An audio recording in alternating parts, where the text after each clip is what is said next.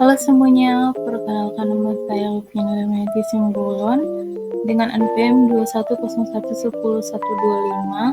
kelas 6D Manajemen, mahasiswa dari Universitas Katolik Santo Thomas Medan.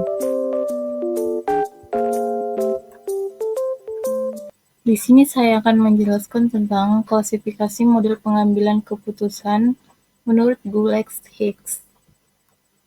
Pengambilan keputusan. Pengambilan keputusan mempunyai peran penting dalam manajemen karena keputusan yang diambil oleh manajer merupakan keputusan akhir yang harus dilaksanakan dalam organisasinya atau bisnis yang dijalankannya. Keputusan manajer sangat penting karena menyangkut semua aspek. Pengambilan keputusan itu sendiri merupakan proses yang membutuhkan penggunaan model yang tepat. Pengambilan keputusan itu berusaha menggeser keputusan yang semula tanpa perhitungan menjadi keputusan yang penuh perhitungan. Gulex dan Hicks dalam Tarlia 2002 memberikan beberapa klasifikasi model pengambilan keputusan yang kerap kali digunakan untuk memecahkan masalah yang seperti itu yang hasilnya kurang diketahui dengan pasti. Kesalahan dalam mengambil keputusan bisa merugikan suatu perusahaan atau organisasi, mulai dari merusak nama baik organisasi atau perusahaan, sampai pada kerugian uang. Maka oleh sebab itu, pemimpin harus lebih berhati-hati dalam mengambil keputusan. Klasifikasi model pengambilan keputusan menurut Gulex-Hicks terdapat 3. Yang pertama, model probabilitas. Yang kedua, konsep nilai harapan. Yang ketiga, model matriks. Pengertian model probabilitas. Gulex dan Hicks 2021 memberikan beberapa klasifikasi model pengambilan keputusan yang kerap kali digunakan memecahkan masalah seperti itu yang hasilnya kurang diketahui dengan pasti. Yang pertama, model probabilitas. Model ini pada umumnya model-model keputusannya merupakan konsep probabilitas dan konsep nilai harapan memberi hasil tertentu dari konsep of probability and expected. Adapun yang dimaksud dengan probabilitas adalah kemungkinan yang dapat terjadi dalam suatu peristiwa tertentu atau the chain of particular event occurring. Demikian juga dengan probabilitas statistik atau proporsi statistik dikembangkan melalui pengamatan langsung terhadap populasi atau melalui sampel dari populasi tersebut. Sampel itu sendiri merupakan bagian yang dianggap mewakili keseluruhan populasi.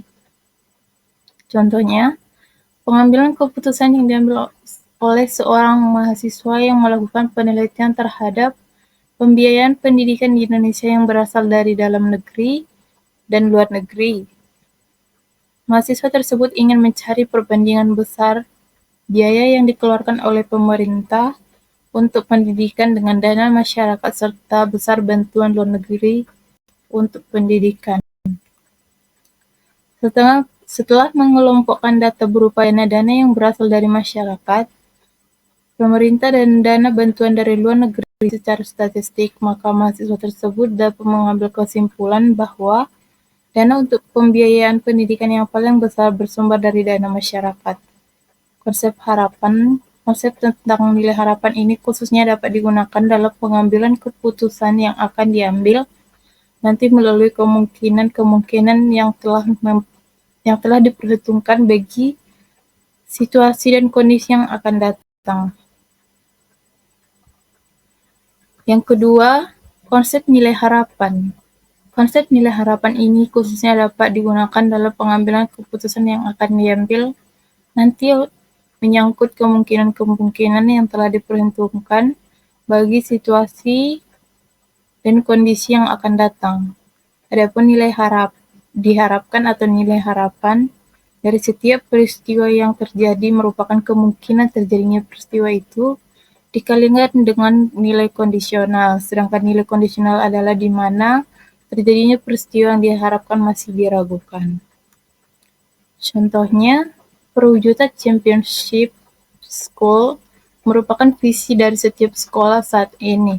Setiap kepala sekolah berlomba-lomba untuk menciptakan lingkungan yang kondusif sehingga tercipta championship school tersebut. Adapun solusi dari perwujudan sekolah juara seperti ini dapat dilakukan dengan syarat berikut.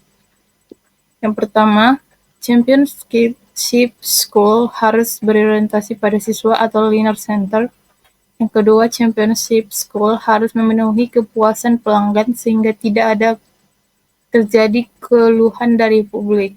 Yang ketiga, memiliki standar yang tinggi dengan ekspektasi atau harapan yang tinggi. Yang keempat, personalisasi massal sebagai model organisasi.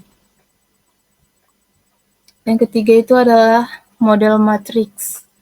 Model matriks merupakan model khusus yang menyajikan kombinasi antara strategi yang digunakan dan hasil yang diharapkan. Dalam hal ini, Goulet dan Hicks mengatakan the PF matrix is a particularly convenient method of displaying and summarizing the expected values alternative strategy. Model matriks terdiri atas dua hal, yakni baris dan lajur. Baris atau row bentuknya mendatar, sedangkan lajur atau kolom bentuknya menegak atau vertikal. Pada sisi baris berisi macam alternatif strategi yang digelar oleh pengambilan keputusan. Sedangkan pada sisi lajur berisi kondisi dan nilai harapan dalam kondisi dan situasi yang berlainan. Contohnya, ada strategi yang berbeda-beda dalam konsep atau pandangan ekonomi yang bervariasi. Jika menggunakan strategi investasi yang sifatnya agresif atau berani, sebesar 100 juta rupiah, yang hasilnya dikemungkinkan dari investasi tersebut akan berkisar antara 5-25%-nya tergantung apakah keadaan ekonomi saat itu baru mengalami resesi atau keadaan normal, atau malahan baru dalam keadaan baik sekali atau boom. Apakah hal kedua yang dilakukan yakni dengan menggunakan strategi penanaman modal yang termasuk moderat sebesar 50 juta rupiah, diharapkan akan mendapatkan keuntungan sebesar 2-15% tergantung dari ekonomi saat itu. Yang ketiga adalah apabila kebijakan investasi yang ditempuh secara minimal dengan dana 10 juta rupiah dan itu digunakan untuk penggantian bagian mesin beserta pemeliharaannya pada keadaan ekonomi yang sedang membaik, diperkirakan dapat memberi keuntungan 1%. Tetapi apabila dalam keadaan resesi atau dalam keadaan normal, diperkirakan tidak akan memberikan keuntungan. Kesimpulan dari klasifikasi model pengambilan keputusan menurut Goulet-Hicks.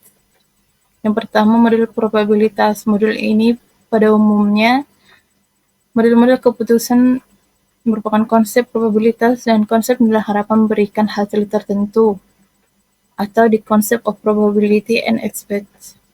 Adapun yang dimaksud dengan probabilitas adalah kemungkinan yang dapat terjadi dalam suatu peristiwa tertentu atau the chain of particularly of occurring.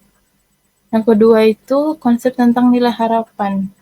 Dapat digunakan dalam pengambilan keputusan yang akan diambilnya nanti menyangkut kemungkinan-kemungkinan yang telah diperhitungkan bagi setiap dan kondisi yang akan datang. Yang ketiga, model matriks. Model matriks merupakan model khusus yang menyajikan kombinasi antara strategi yang digunakan dan hasil yang diharapkan. Sekian yang bisa saya sampaikan. Jika ada tutur kata yang salah, mohon dimaafkan.